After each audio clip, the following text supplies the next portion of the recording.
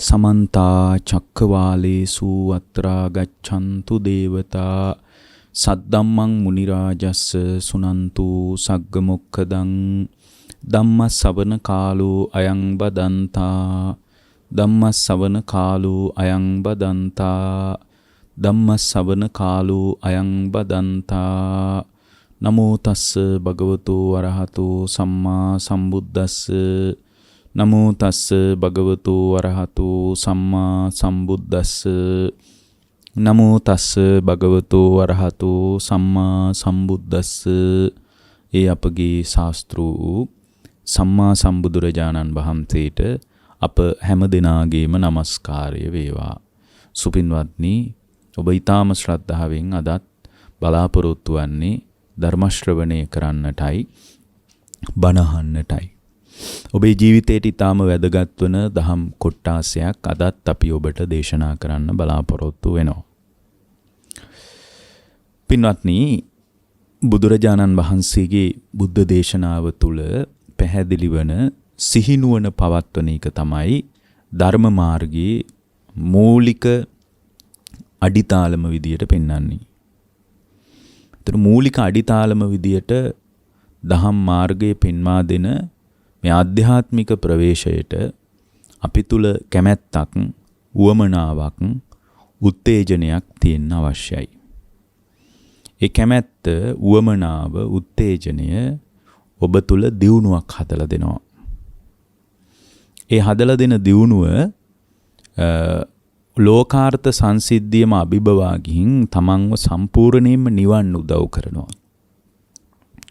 ඒ නිසා මේ සති සම්පජඤ්ඤය පවත්වන එක ගැන ආධ්‍යාත්මික සැලැස්මක් මූලික වශයෙන් හදාගන්න එක වටිනවා.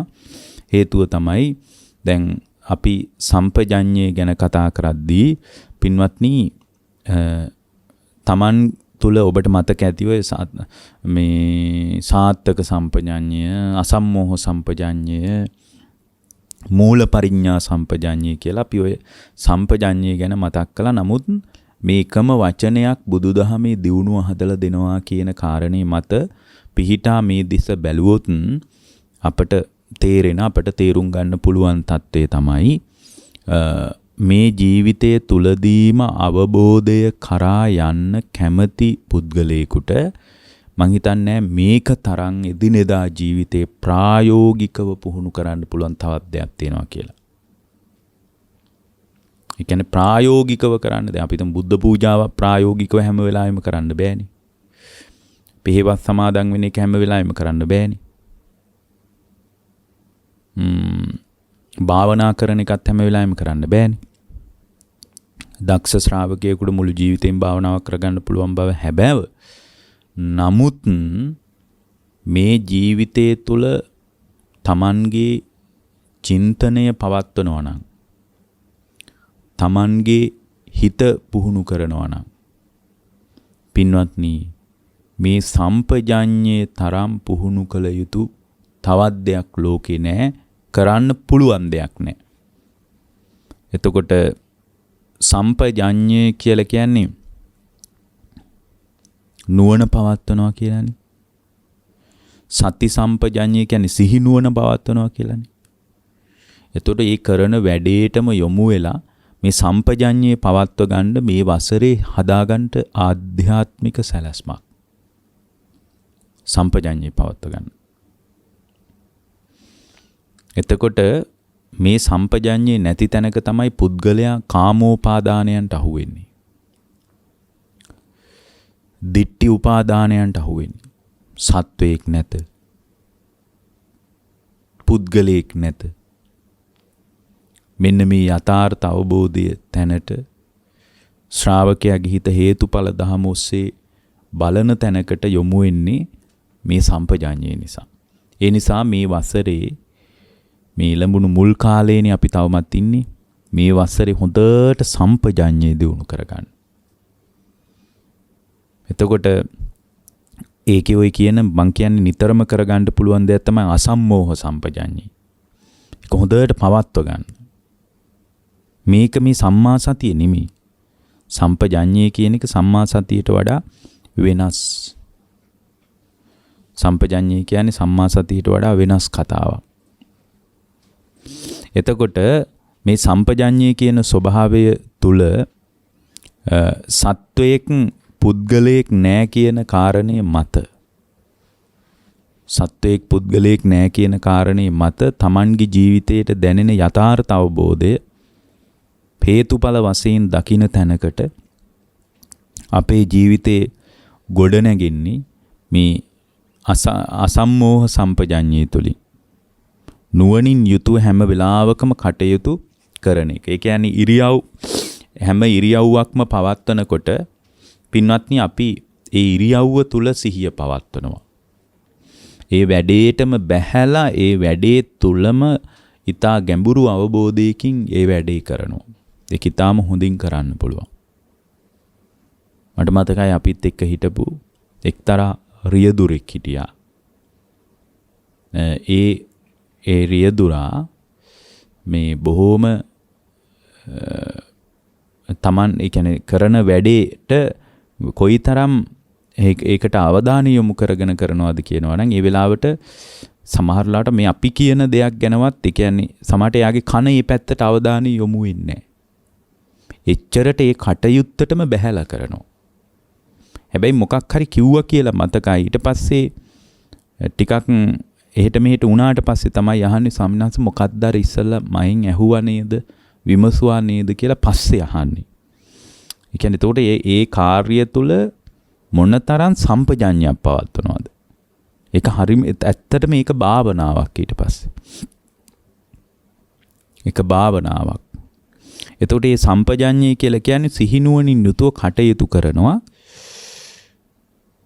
ඒ සම්පජඤ්ඤය කියන්නේ මේ එදිනෙදා කටයුතු වල සිහිය පවත්වනවා හැම උයනකොට කනකොට බොනකොට නානකොට අඳිනකොට පළඳිනකොට මේ සියලු හැසිරීම් ASCII හොන්තට සිහිනුවන පවත්වනවා. එතකොට මේ හැසිරීම් ASCII හොන්තට සිහිනුවන පවත්වලා ඒ සිහිනුවන පැවැත්වීම තුලම ඒ පුද්ගලයා හොඳට ඒ සිහිනුවන පැවැත්වීම තුලම හොඳට මේ Tamanගේ ජීවිතය තුල ආර්ථික වශයෙන් භෞතික වශයෙන් දියුණුව හදා ගන්නවා එක පැත්තකින්. අනිත් එක තමයි පින්වත්නි අවබෝධය කරා යනවනම් ඒ අවබෝධය කරා යන පුද්ගලයෙකුට සැලසෙන සේවය මෙපමණයි කියලා කතා කරන්න බෑ. හේතුව තමයි එතකොට හැම ඉරියව්වක්ම දැන් මේක එක පැත්තකින් හැම කටයුත්තක් තුලම සිහිය පවත්වන එක ඒ කටයුතු වලට හොඳයි. දැන් බුදුදහම භාවිතා කරනකොට බුදුදහමේ භාවිතය තුල අපි ඒකයි කියන්නේ මේ බුදුදහමට ආපු කෙනෙක් කවදාවත් ආර්ථිකවවත් පිරෙන්නේ නැහැ කියලා. භෞතික මිනිස්සු හිතාගෙන අපිට කලකිරේ අපිට ජීවිතේ පා වෙයි. ওই විදිහට කල්පනා කරොත් අපිට සම්පූර්ණයෙන්ම ජීවිතේ පා වෙන්න පුළුවන්. මේ විදිහට කෙනෙක් කියන්න පුළුවන්. හැබැයි පින්වත්නි මේ සති මේ බුදුදහම පෙන්වා දෙන සම්පජඤ්ඤයේ පැවැත්වුවොත් එයාගේ ජීවිතයට මහ පුදුම උදව්වක් හම්බ වෙන්නේ. ඒ වගේම තමයි මේ සම්පජඤ්ඤයේ Tamanගේ ජීවිතය තුළ පැවැත්වුවට එයාට හේතුඵල ධහම දැකලා හිත නිවනටපත් කරගන්නත් උපකාරාර්ථයෙන් වැදගත් වෙනවා. ඒ කියන්නේ එයාගේ හිත නිවනටපත් කරගන්නත් මේ තුලින් හැකියාවක් ලැබෙනවා. දැන් උදාහරණයක් විදියට Tamanට පුළුවන් බොහෝම සිහිනුවණින් යුතුව ඉරියව් පරිහරණය කරන්න. එතකොට පය ඔසවනකොට ඔසවන බව දැනගෙන පය ඔසවන්න පුළුවන්. විවිධ චලනයන් කරනකොට ඒ චලනය කරන බව දැනගෙන කරන්න පුළුවන්. එතකොට ඒ දැනගෙන කරනකොට එයා ඒ චලනයන් තුල සිද්ධ වෙන ගැඹුරු බුදුදහම පැහැදිලි කරන මූලික යථාර්ථයක් දකිමින් ඒක කරනවා.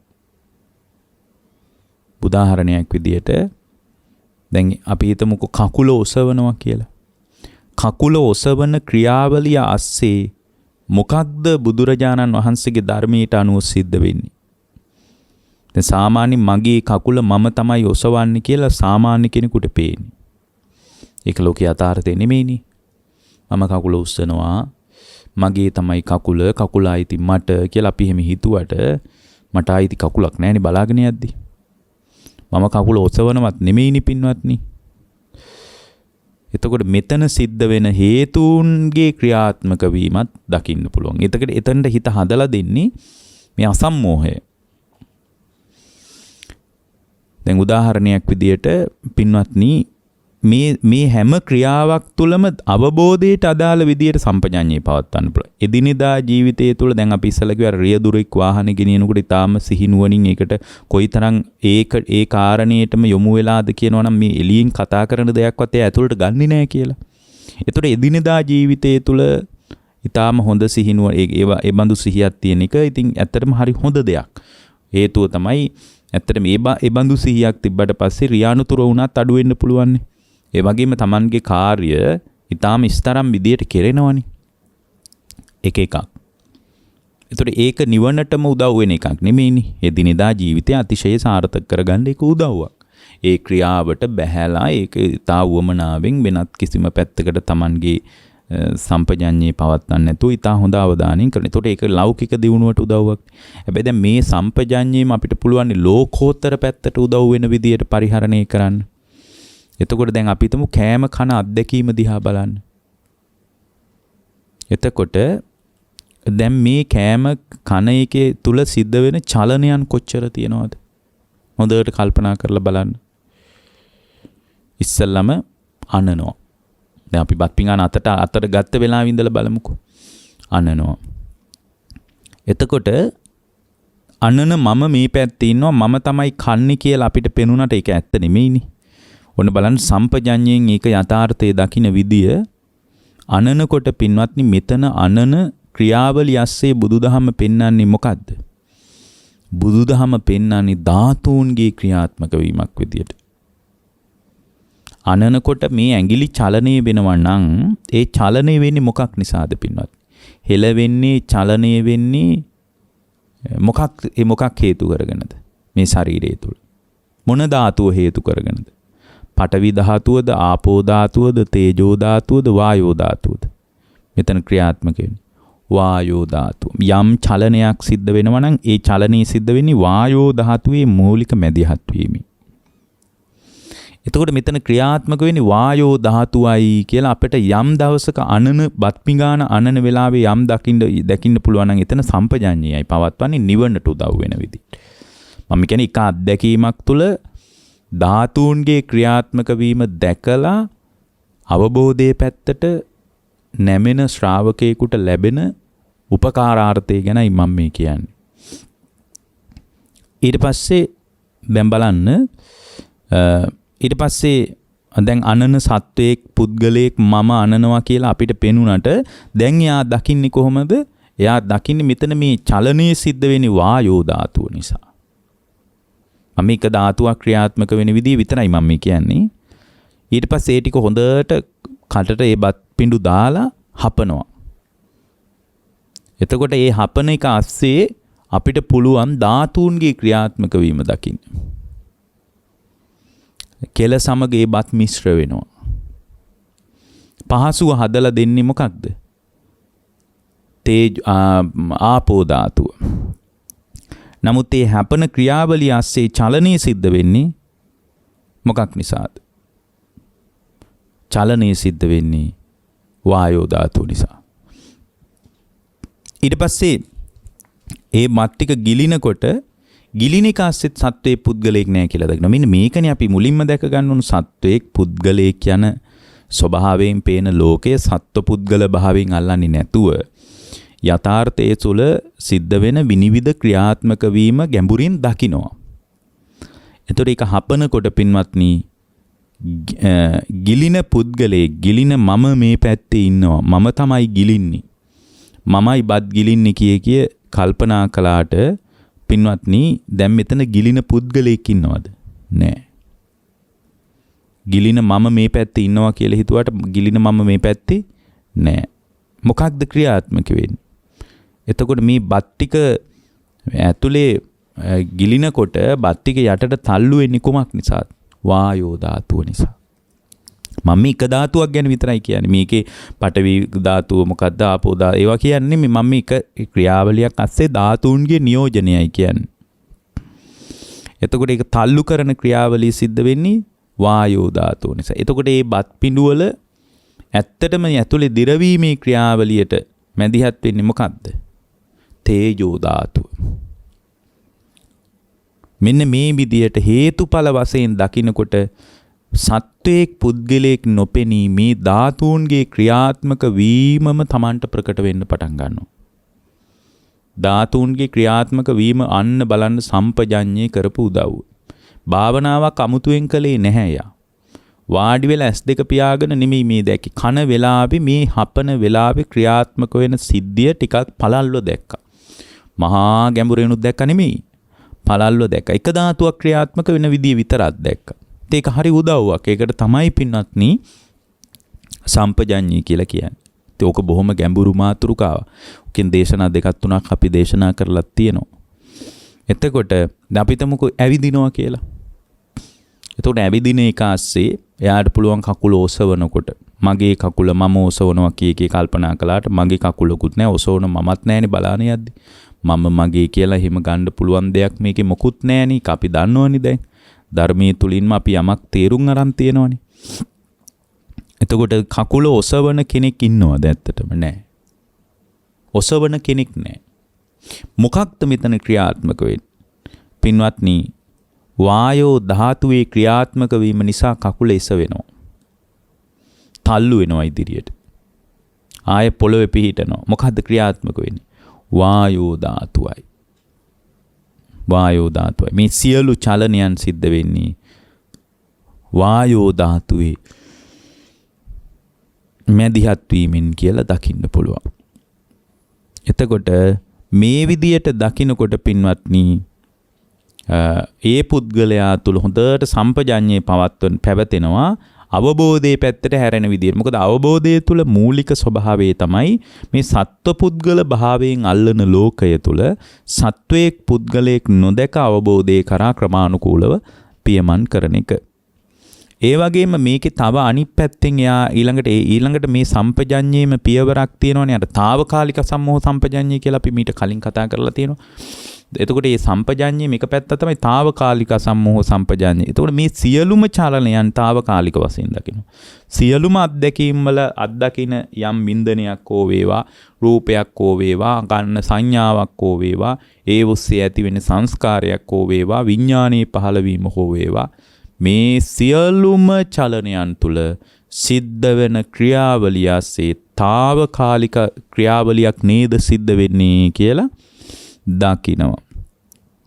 එතකොට කකුල ඔසවන මම කකුල තබන මම මේ පැත්තේ ඉන්නවා කිව්වට පින්වත්නි ඔක්කොම తాවකාලිකයි. ඇති වෙලා නැති වෙලා යනවා. ඒකට කියන්නේ తాවකාලික අසම්මෝහ සම්පජඤ්ඤය. ඊට පස්සේ යම් සුඛ වේදනාවක් ඇති වුණා වැඩන්නේ తాවකාලිකයි. එතකොට මේ සුඛ වේදනාව මත රාගානුසේ මෝරන්නේ. අන්න නිවනට උදව්ව. දුක් වේදනාවක් ඇති වෙනවා. වැකාමක් නැහැ. ඉතින් දුක් වේදනාවක් తాවකාලිකයි. සදාකාලික දුක් වේදනා නැහෙනි. දැන් මේ කාලේ අමාරුවෙන් ජීවිතේ ගත වෙන්නේ. ඉතින් දත් මිටි කකා මිනිසුන්ට බැන ඉඳලා හරියන්නේ නැහැ. ඔක්කොම తాවකාලික වශයෙන් සිහි නුවණ පවත්වලා දැක්කට පස්සේ කාමක් නැහැ. මේවත් తాවකාලිකයි.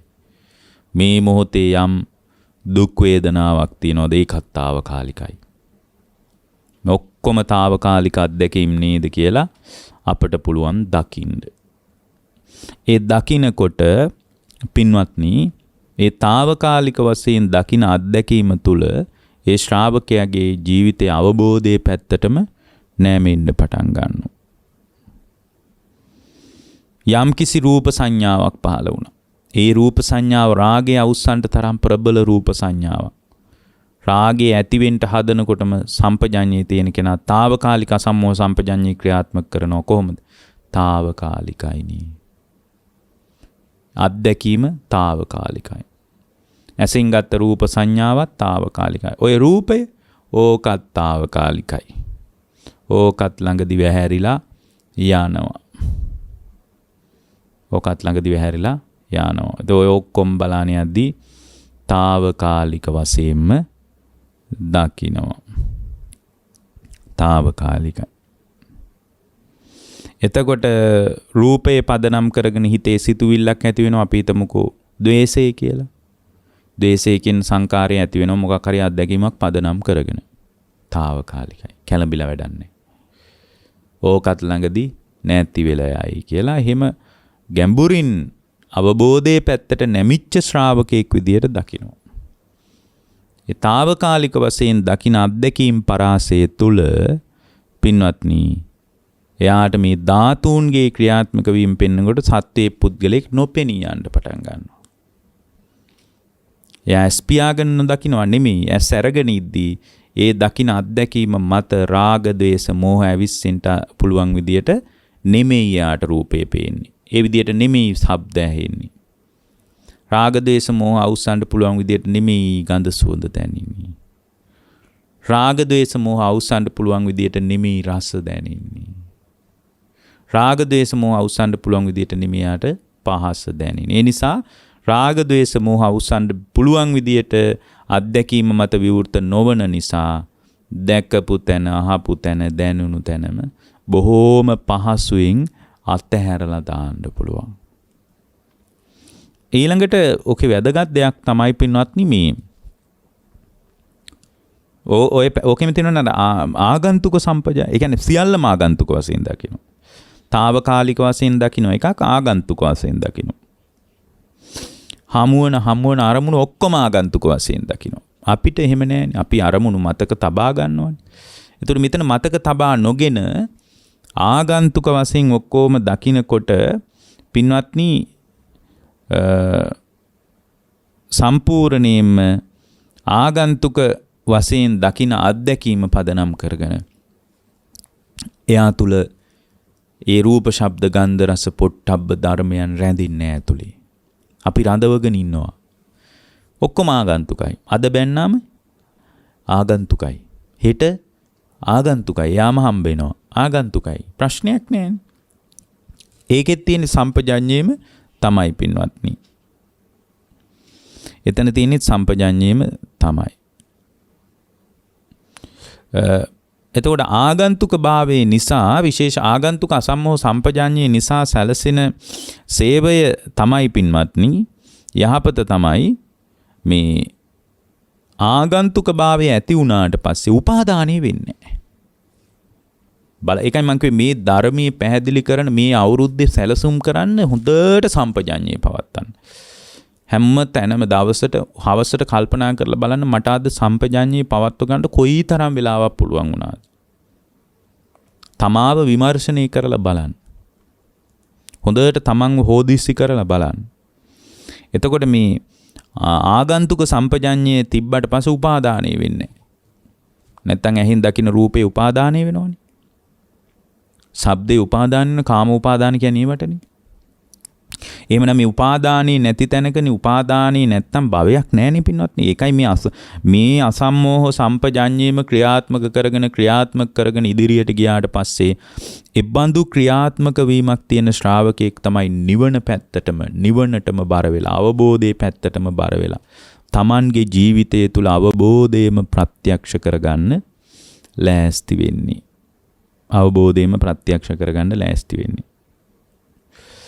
එතකොට සම්පූර්ණයෙන්ම මේ ආගන්තුක භාවයකින් අත්දැකීම් දකින්න පුළුවන් වුණාට පස්සේ උපාදානයක් නැහැ. එතකොට උපාදානයක් නැති නිසා උපක්ලේශ ධර්මයන් රාගය හෝ ද්වේෂය හෝ මෝහය මදමාන මකු බව ගුණ මකුකම බද්ධ වෛරය ක්‍රෝධය උපනාහය සාරම්භ තම්බය ඊට පස්සේ මානය අතිමානය වෛරය බද්ධ මොකක්වත් හිටින්නේ බලන්න කොච්චර උදව්වක්ද මේ ජීවිතේට නිවන පැත්තට කරන උදව්ව ඉතින් මෙපමණයි කියලා කියන්න බෑ. නමුත් ගිහි ජීවිතේ සමහර අය කියනවා අපෝ ඔය ධර්මීට දැම්ම යන්න ඕනේ ධර්මීට ගියොත් එමේ ජීවිතේ කලකිරී අපිට එපා වෙයි. එපා වෙන්නේ කොහෙද පින්වත්නි මේ ජීවිතේ කොච්චර ලස්සනට ගලාගෙන යයිද මෙබඳු ධර්මීක උපකාරාර්ථය Tamanගේ ජීවිතේ පැත්තට හැදිලා තිබ්බොත් ඒක ස්වල්ප වශයෙන් සුළු වශයෙන් සලකන්න පුළුවන් එකක් නෙමෙයි පින්වත්නි. මේ ලෝකේ යථාර්ථයේ දකින්න කෙනෙකුට ඒක හරි උදව්වක්. දැන් බුදුරජාණන් වහන්සේම අපට පැහැදිලි කරලා දේශනා කරලා තියෙනවා දැන් නුවණ ඒ කියන්නේ මේ සති සම්පජඤ්ඤේ වැහිච්ච තැනක සම්පූර්ණයෙන්ම අවබෝධය කරා ශ්‍රාවකයාට යන්න පුළුවන්කමක් නැහැ.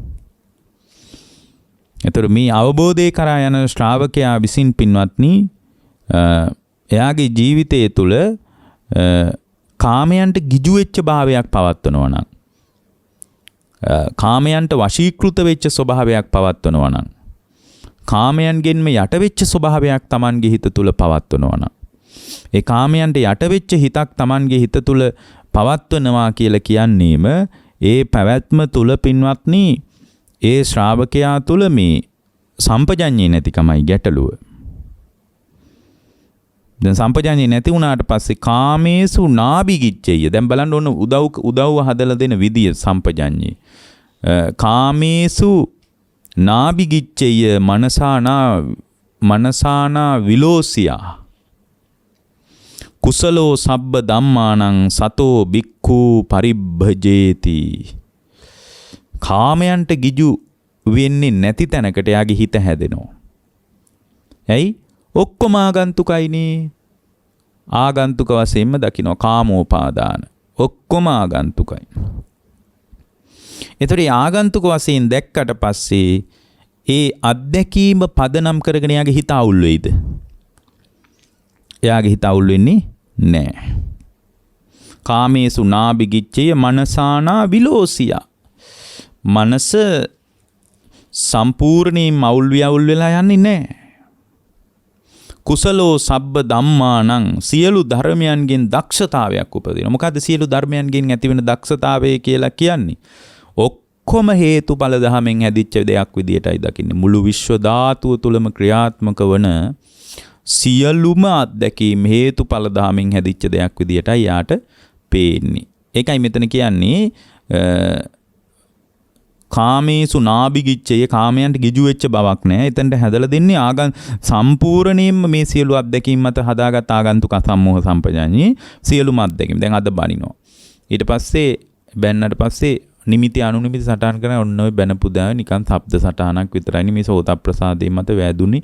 මම මොකටද ඇතුලේ කම්පනයක් හදාගන්නේ. ඉතින් ඕක මම ඇඟේ වැදුනේ කියලා ඔය අතහැරලා දානවා එතනම. ඇයි ආගන්තුකයිනේ? ඔක්කොම ආගන්තුක. ඒ කියන්නේ සිහිනුවණෙන් දකින්නේ මේ සියලුම අත්දැකීම්. ප්‍රියමනාපද අප්‍රියමනාපද සියලුම අත්දැකීම් ආගන්තුක වශයෙන් දැන් මේ ශ්‍රාවකයාට පේන්නේ. ඉතින් එහෙම පේනකොට ඒ ශ්‍රාවකයා තුළ මහ පුදුමාකාර සිහිනුවණක්නේ දැන් මේ පවතින්නේ. ඉතින් එතකොට ඔන්න බානිනවා. ඊට පස්සේ පහුවෙනද උදේම වැඩට යනකොට හම්බ වෙනවා. මෙයාට පුළුවන් good morning කියලා කියන්න. හරිය හොඳට දොස් කියාපු මිනිස්සු හම්බුනාම හොඳට hina වෙලා සුබ උදෑසනක් වේවා කියලා කියන්න පුළුවන් මට්ටමට හිත හැදෙනවා. එතනට හිත හදලා දෙන්නේ මේ බුදුදහම කියන අසම්මෝහ සම්පජඤ්ඤය. ඊට පස්සේ ඔළුව අවුල් වෙන්නේ කාගේද? අර බැනපු මිනිස්සයා. මෙච්චර බැනලා මේන් ආද උදෙම්ම good morning කිව්ව මහා පුදුම මිනිස්සෙක්නේ කියලා එයා අවුල් වෙන්න පුළුවන් ඊට පස්සේ. ඒ කියන්නේ දැන් මේ ඔක්කොම ආගන්තුක වශයෙන් එතනම අතහැරලා දානවා. මොන්න ප්‍රියමනාප රූපයක්, ශබ්දයක්, ගන්ධ සුවඳක්, රසයක්, පහසක් මොන්න අත්දැකීමක් ආවත් පින්වත්නි, ඒ කවර අත්දැකීමක් වුණත් එතනම අතහැරලා දාන තැනකින් හිත හදා ගන්නවා. එතනම අතහැරලා දානවා. එතකොට එතනම අතහැරලා දානකොට ඒ අතහැරිච්ච තැනක පින්වත්නි කිසිවකට ගිජු වෙච්ච ස්වභාවයක් නැහැ. කිසිවකටවත් ගිජු වෙච්ච ස්වභාවයක් නැහැ. එතකොට ඒකයි කියන්නේ කාමේසු නාබිගිච්ඡය. ඇහෙන් දකින්න රූපෙට ගිජු වෙන්නේ නැහැ. දැන් අපි ගිජු වෙලාද නැද්ද? ගිජු වෙලා. සමහර රූප දකින්නකන් අපි මග බලාගෙන ඉන්නවා. සමහර අය කෝල් කරනකන් අපි මග බලාගෙන ඉන්නවා. ඒ අය කෝල් නොකළොත් එහෙම අපිව කැළඹෙනවා. ඇයි? එයාට ශබ්දයට ගිජු වෙලා. සමහර කෑම ලැබෙනකන් අපි මග බලාගෙන ඒවා ලැබුණ නැත්නම් අපි තුල ඇතුලේ කැළඹෙන්නේ නැද්ද? කැළඹෙනවා ගිජු. ඇයි? සම්පජඤ්ඤේ නැතිකම. මේ බුදුදහමේ තියෙන ඉලක්කය සම්පූර්ණයෙන් හකුළුවලා කිව්වොත් මූලික වශයෙන් යා ආර්ය අෂ්ටාංග මාර්ගයේම වඩා ගන්න පුළුවන් විදිහට සම්පජඤ්ඤේ පවත්වන්න ඕනේ. මේක සම්මා සතිය නෙමෙයි පින්වත්නි. සම්මා සතිය කියලා කියන්නේ සතිපට්ඨානෙ පැත්තෙන් පැහැදිලි වෙන එක. මේක සෑම ඉරියව්වක් තුළම ඇති කරගන්න අත්දැකීම් පරාසයක් ගැනයි මේ කියන්නේ. මනසානා විලෝසියා. මනස අවුල් වෙන්නේ නැහැ. ඇයි? මග බලාගෙන ඉන්නේ නැහනේ.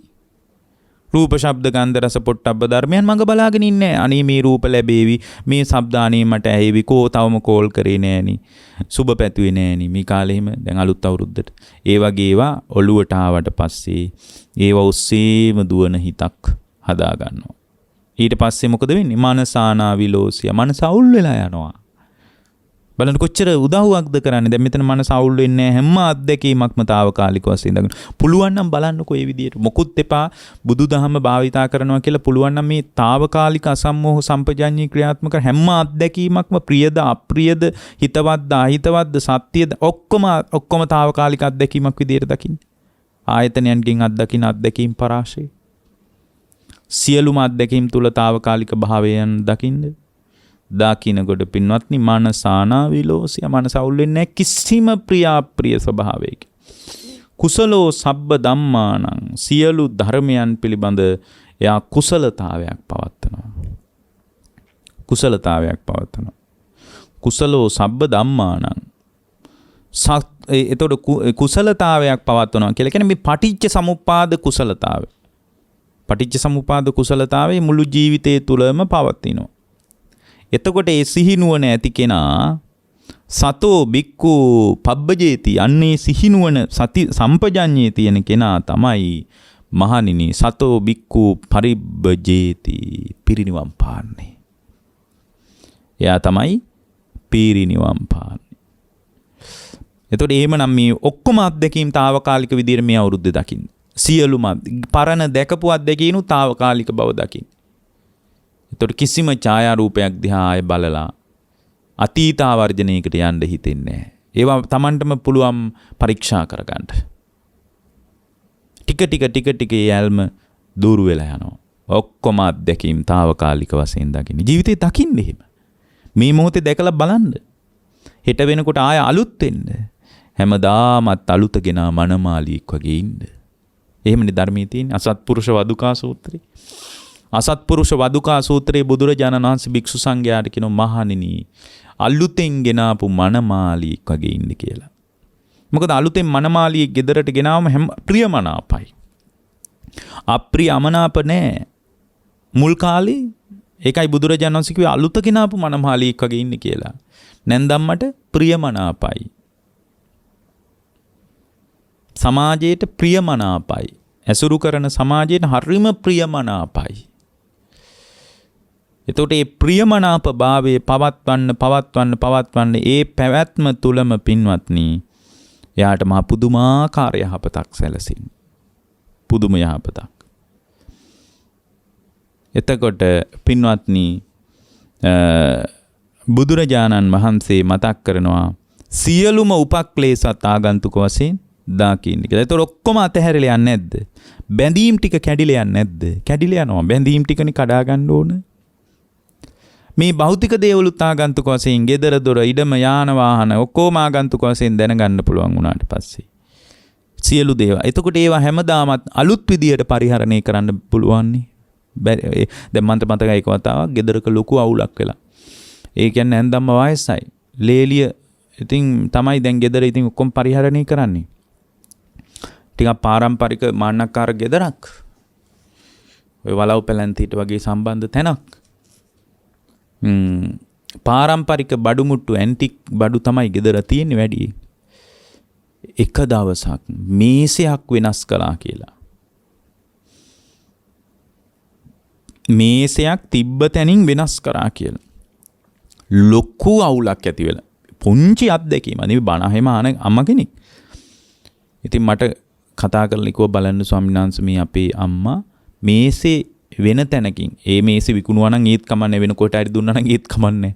මේසේ අනිත් පැත්තට හැරෙව්වා කියලා ඒකත් එක්ක කලබල වෙලා අන්න බලන්න. ඇයි?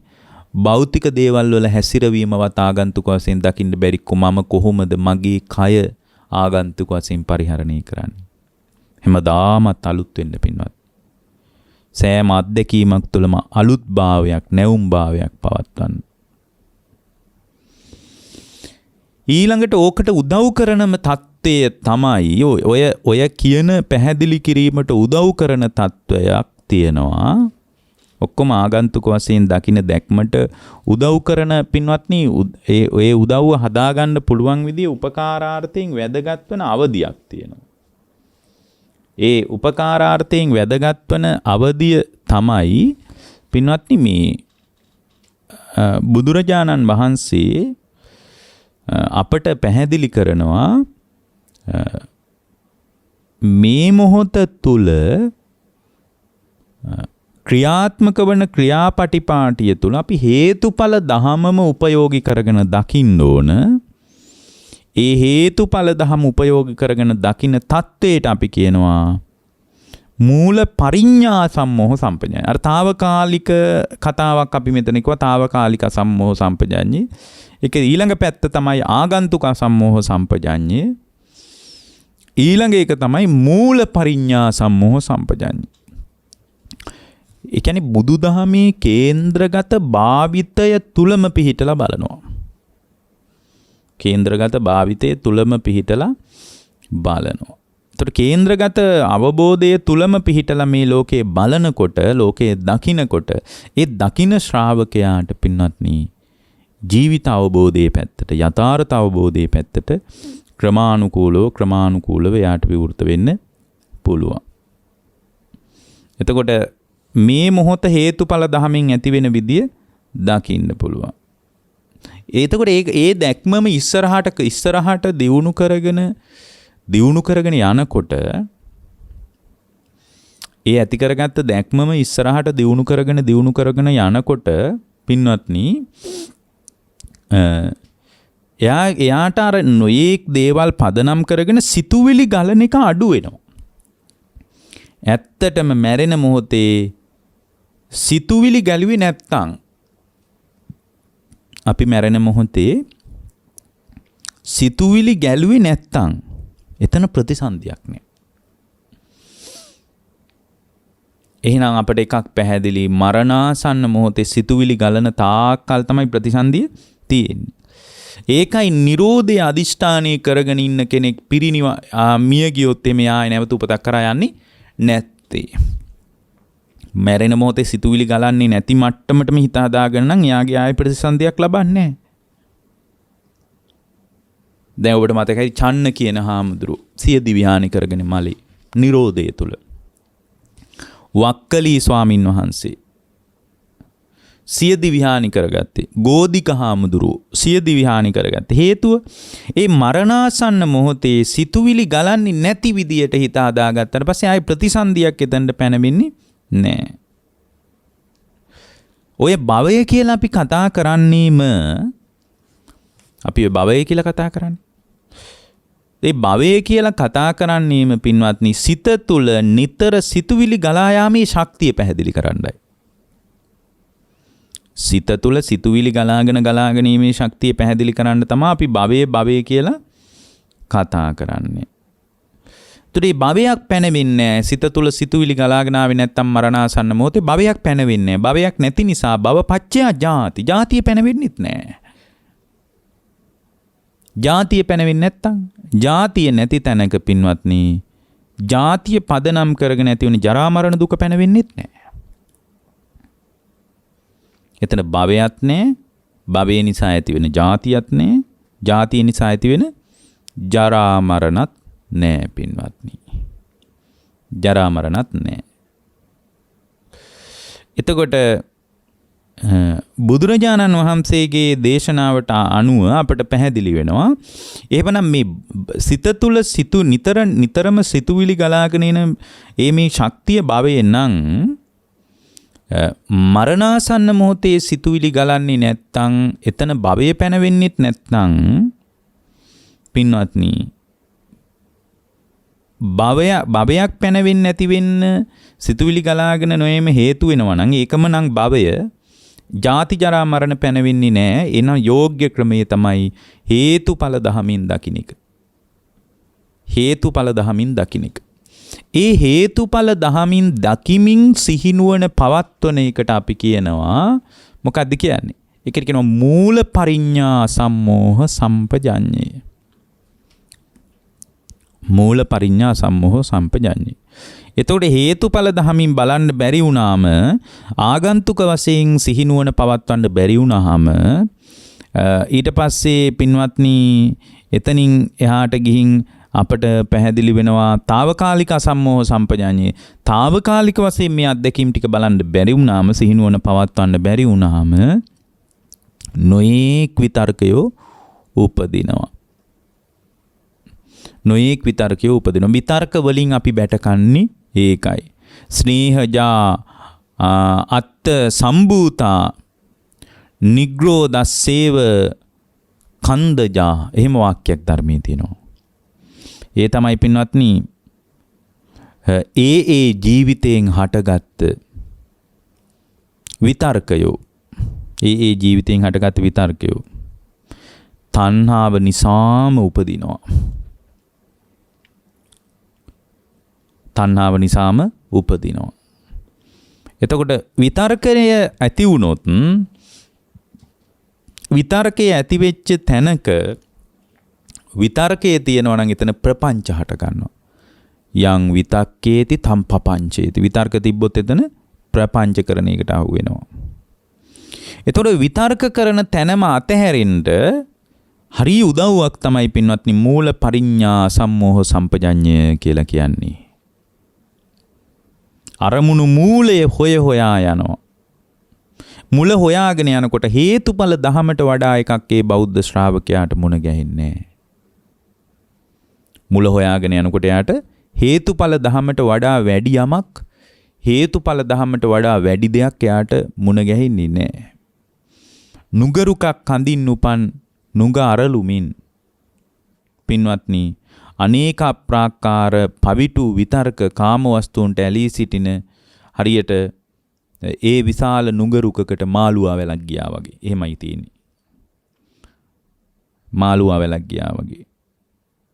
බුදුරජාණන් වහන්සේ මතක් කරනවා යේනං පජානන්ති යතෝ නිදානං තේනං විනෝදෙන්ති සුනේහි යක්ඛා. භාගතුන් වහන්සේ අපට ඊටාම පැහැදිලිව දේශනා කරනවා. යම් කෙනෙක් මේ විතර්කයන්ගේ නිදානේ හොයාගෙන ගියොත් යේනං පජානන්ති යතෝ නිදානං තේනං විනෝදෙන්ති තුනේහි යක්ඛා. ඒ කියන්නේ පින්වත්නි යම් කෙනෙක් විතර්කේ නිදාන කොතනද කියලා හොයාගෙන ගියොත් ඒ නිදානිය ළඟට ගිහින්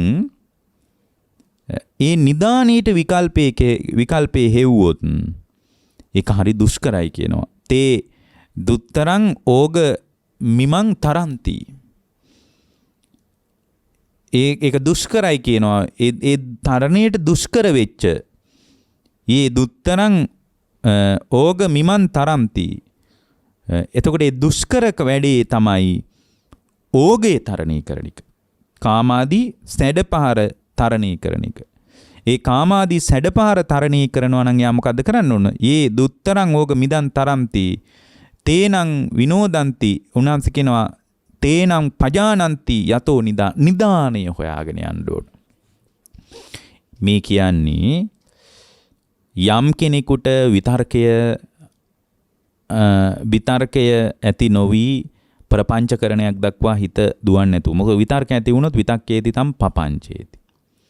විතර්ක ඇති වෙච්ච තැනක හිත ප්‍රපංචකරණයකට අහු වෙනවා. එතකොට ප්‍රපංචකරණයේදී වෙන්නේ එයාට මේ අත්දකින්න මුළු ලෝකය තුලම අත්දැකීම තුල තණ්හා මාන දිට්ටි වශයෙන් එයාට යම් දේවල් මුණ ගැහෙනවා. එයා ලෝකයට තණ්හා කරනවා, මානයක් හදා ගන්නවා, දිට්ඨියක් හදා ගන්නවා. එයාගේ හිත තුල තණ්හා මාන දිට්ඨි වශයෙන් විවිධ විතර්කයන් ඇති වෙනවා.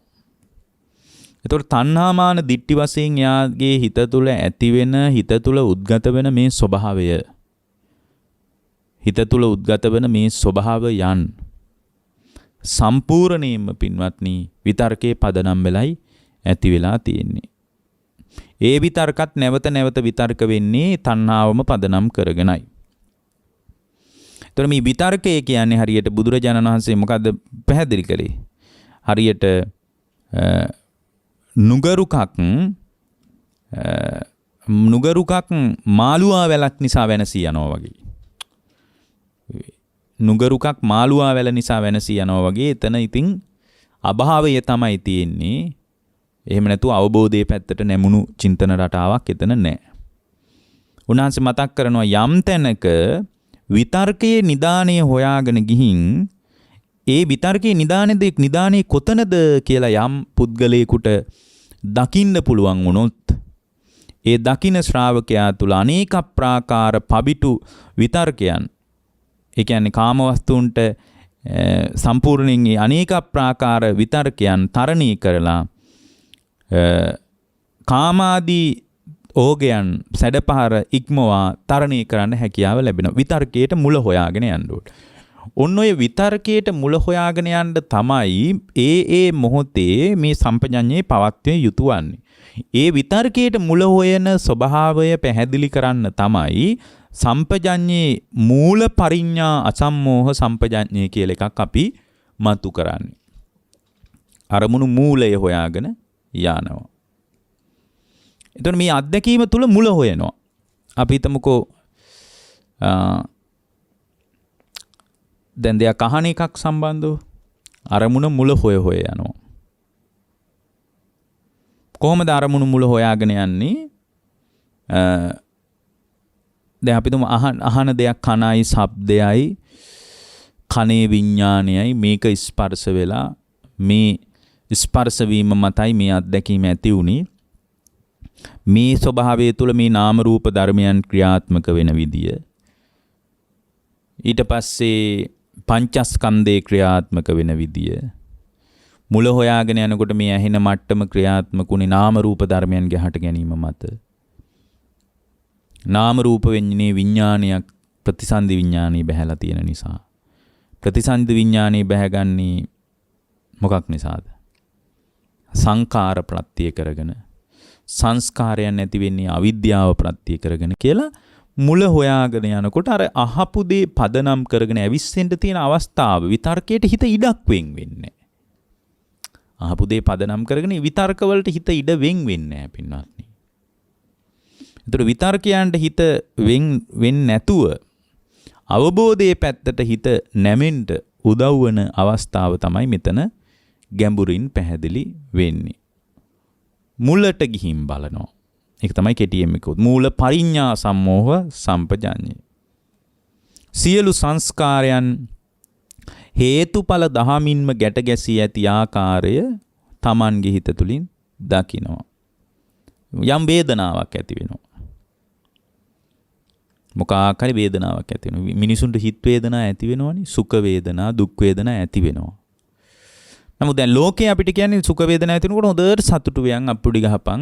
ඊට පස්සේ හොඳට කාලා බීලා හොඳට නන්නත්තර වෙන්න කියලා ලෝකයේ කියන්නේ. නමුත් අපිට දැන් බුදුරජාණන් වහන්සේ මතක් කරන සම්පජඤ්ඤේ පවත්වන කෙනා මූල පරිඤ්ඤා සම්මෝහ සම්පජඤ්ඤේ. එයා වේදනාව මුල් හේතුව බලන. මොකක්ද වේදනාවට හේතුව?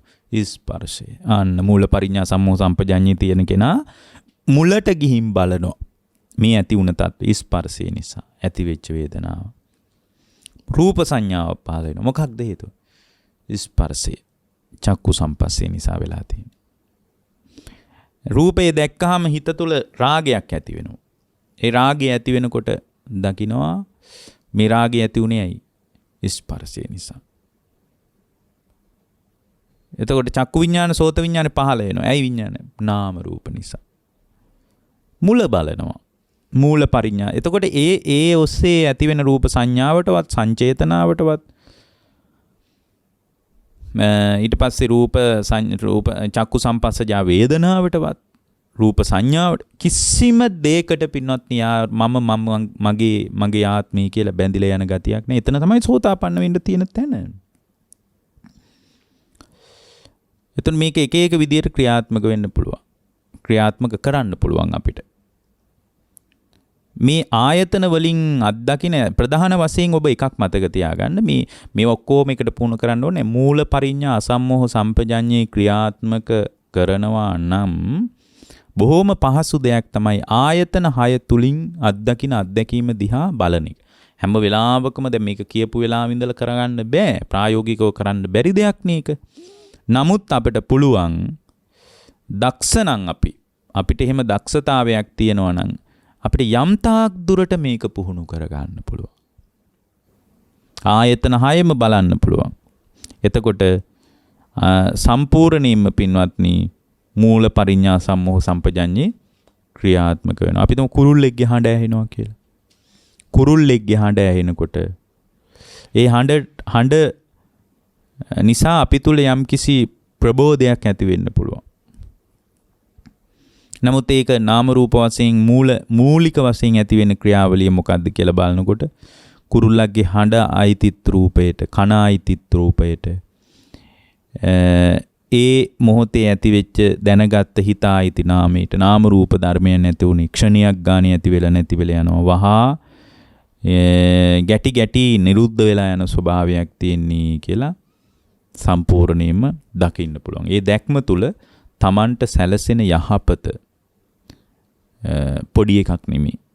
ඒ නිසා ඒ බඳු තත්වයකට අපේ හිත ක්‍රමානුකූලව පුහුණු කරගන්නයි අවශ්‍ය. මේ වසර පුරාවටම මේ සම්පජඤ්ඤය තුල අත්දැකීම් තුල මේ සම්පජඤ්ඤේ පවත්වන්න. නිවන සම්බන්ධ හකුලුවා දැක්විය හැකි එක වාක්‍යයක් තමයි සම්පජඤ්ඤය කියලා කියන්නේ. එක පැති තියෙනවා.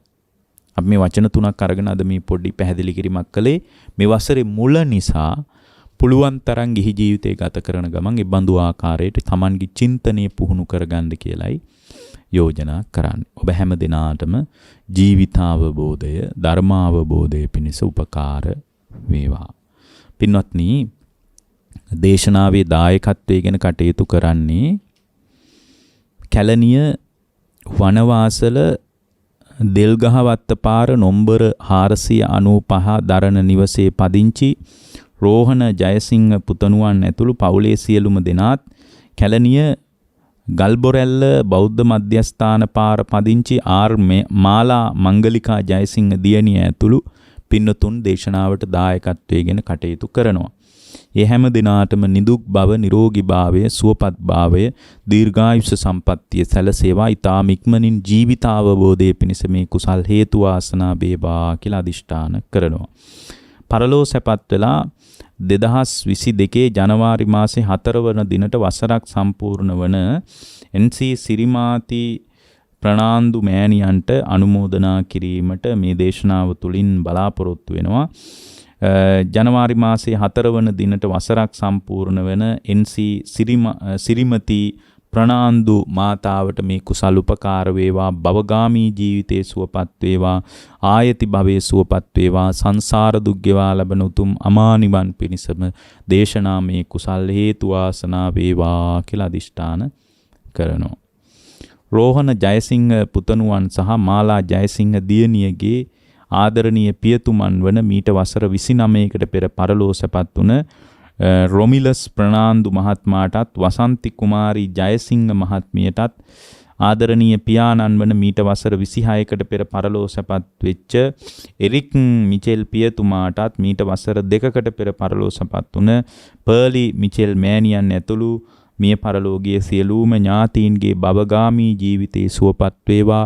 ආයති භවයේ සුවපත් වේවා. සංසාර දුක් ගෙවා ලබන උතුම් නිවන් පිණිසම දේශනාමේ කුසල් හේතු වාසනා වේවා කියලා අදිෂ්ඨාන කරනවා. රෝහණ ජයසිංහ මහත්මයාටත් වසන්ති කුමාරි ජයසිංහ මහත්මියගේ දරුවන් සියලු දෙනාටත් ඒ වගේම මාලා ජයසිංහ මහත්මියගේ සහ බන්දුල මහත්මාගේ දරුවන් සියලු දෙනාට දිගාසිරි සම්පත්, කායික මානසික යහපත සියලු ආකාරයෙන් ආයු වර්ණ සැප බල ප්‍රඥා ලැබී ධර්මානුකූල ජීවිත පිණිස මේ උතුම් දේශනාව හේතු වේවා. සියලු ආකාරයෙන් යහපත සැලසේවා කියලා අදිෂ්ඨාන කරලා තියෙනවා. සියලු දෙවි දේවතාවුන් වහන්සේලාගේ භවගාමී ජීවිතේ වඩා යහපත් කර ගැනීම පිණිස උපකාර වේවා. සතරවරන් රජදරුවන්, සක්දෙවිඳුන් ප්‍රදාන සියලු දිව්‍ය රාජ මණ්ඩලවලට බ්‍රහ්ම රාජ මණ්ඩලවලට මේ කුසල් බලවත් වේවා, දෙවියන්ටත් නිවන් පිණිස මේ කුසල් හේතු වාසනා වේවා කියලා අදිෂ්ඨාන කරනවා. දේශකයන් වහන්සේ වෙච්ච අපටත් ප්‍රඥා නාලිකාවේ නායක ස්වාමීන්ද්‍රයන් වහන්සේ ප්‍රදාන සියලු කාර්ය මණ්ඩලයටත් ඒ වගේම සියලු ස්වාමින් වහන්සේලාටත් අනගාരികා මෑණියන් වහන්සේලා ඇතුළු උතුම් නිර්වාණ අවබෝධය පිණිස පිළිවෙත් පුරන සියලු දෙනාට චතුරාර්ය සත්‍යම අවබෝධ වේවා කියලා අදිෂ්ඨාන කරලා තියෙනවා. ඒත් සමගම කොවිඩ් වසංගත තත්ත්වයෙන් පීඩා විඳින සියලු දෙනා සුවපත් වේවා. ලක්වාසී ලෝකවාසී සියලු දෙනාට යහපත අභිවෘද්ධිය සිත ශාන්තිය සැලසේවා. සියලු රණවිරුවන්ට ඒ වගේම කොවිඩ් වසංගත තත්ත්වෙන් මිය ගිය අයගේ භවයේ සුවපත් වේවා. අවීචියේ පටන් භවාග්‍රේ දක්වා විහිදී පැතිරී පවතින පෙනෙන නොපෙනෙන හැම දෙනාටම මේ කුසල් නිවන් දොරටුවක්ම වේවා කියන අදිෂ්ඨානයෙන් දේශනාව නිමා කරනවා. ඔබ හැම දෙනාටම තෙරුවන් සරණයි. ද්වේෂක්ඛයෝ නිබ්බානං